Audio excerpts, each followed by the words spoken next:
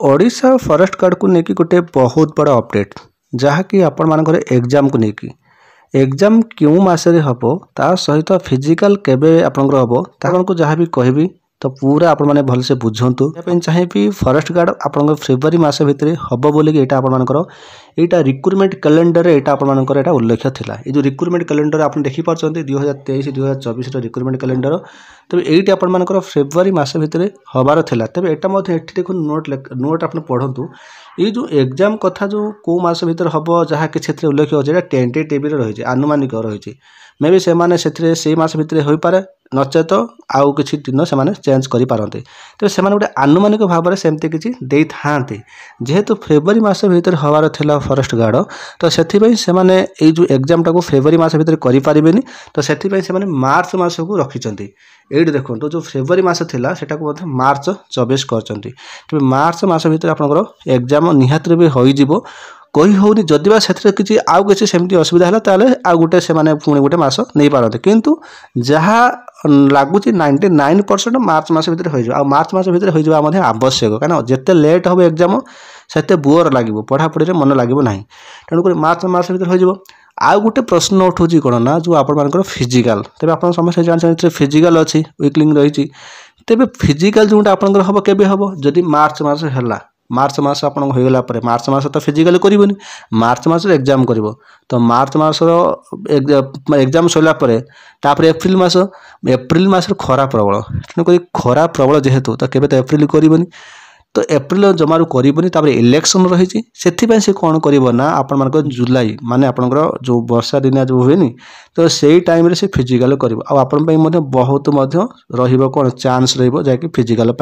physical तो एमती भी किसी कष्ट ना वीकलिंग आप चली चलिकी जी तो जी किलोमीटर आपको कहुई तो से किलोमीटर आपको चली चली जी तेज आप जहाँ भी हेल्ले भी सुधा आपंकर फिजिकाल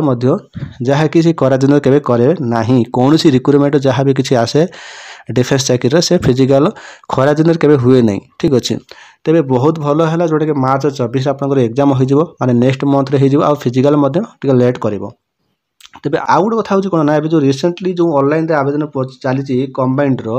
जहाँकि RI ARI अमीन जोटा कि SFS ICDS सुपरवाइजर तेज ये तो बर्तमान जानी बारंबार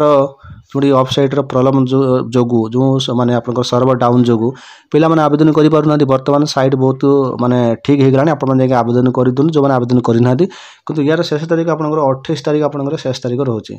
तेज आपने समूह जाकि आवेदन करूँ कि यार एग्जामटा के एग्जाम देखो मे जून आपंकर हम तेज मे जून एग्जाम कर तेज यहाँ आपने नोट करूँ जो मैंने आवेदन कर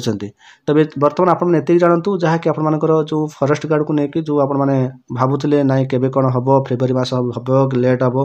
तेज आपंकर मार्च 24 कहुई तेज आप समस्ते मार्च 24 को टार्गेट करके से हिसाब से प्रिपरेशन करूँ फिजिकाल रे कौन रही है जानापी चाहिए जब आपको संक्षेप में कही रखुच्छी फिजिकाल रे कौन तो हाइट वेट आप फिजिकाल कौन रे नजर रखु आप जानतु PET टेस्ट PST टेस्ट जावा पूर्व आपने जान रखु आपंकर जो एग्जाम रिटन एग्जाम 150 मार्क आप एग्जाम रहाँकि आप इंग्लीश रे 25 मार्क ओडिया रे 25 मार्क अरिथमेटिक रे 25 मार्क जनरल लैंग्वेज रे 25 मार्क कंप्यूटर लैंग्वेज रे 25 मार्क जनरल साइंस रे 25 मार्क 150 मार्क आपंकर टोटल क्वेश्चन 150 मार्क आपंकर तेज ये जो आमर रहा भी क्वेश्चन यहाँ 10 स्टैंडर्ड रे आसब आपंकर 0.50 आपंकर माइनस मार्किंग रोचे मन रखुँ रंग आपंकर माइनस मार्किंग रही फॉरेस्टर आउ फॉरेस्ट गार्ड पाई तो ये देखिपारे जोटा कि मेन कैटेगरी जो पुरुष मैंने रहिले UR SC BC जो रहिले तो से 168 से रोचे कौन हाइट रोचे 81 सेमी से चेस्ट रो5 सेमी से छाती फुलेबे तापर जो ST कैटेगरी जो रहिले से 158 सेमी से हाइट रो81 सेमी से चेस्ट और 5 सेमी से छाती फुलेबे बाकी वोमेन कैटेगरी जी रहिले UR SC BC SC ST जी रहिले 153 सेमी से हाइट रहिबो फॉरेस्टर आपंकर फॉरेस्ट गार्ड तेज आप देखूँ ये आपंकर जो वीकलिंग जो रहा आपंकर रोचे जोटा कि 25 किलोमीटर 4 घंटा जो रहा हूँ मेल कैटेगरी जो पुरुष मैंने रहिले से देखूँ चली चलिकी जातु कि आपने स्लो रनिंग जातु 25 किलोमीटर आपको जवाब पड़े जोटा कि 4 घंटे तो सेमती आपंकर फॉरेस्टर फॉरेस्ट गार्ड तो वीकलिंग रही 16 किलोमीटर जोटा कि 4 घंटे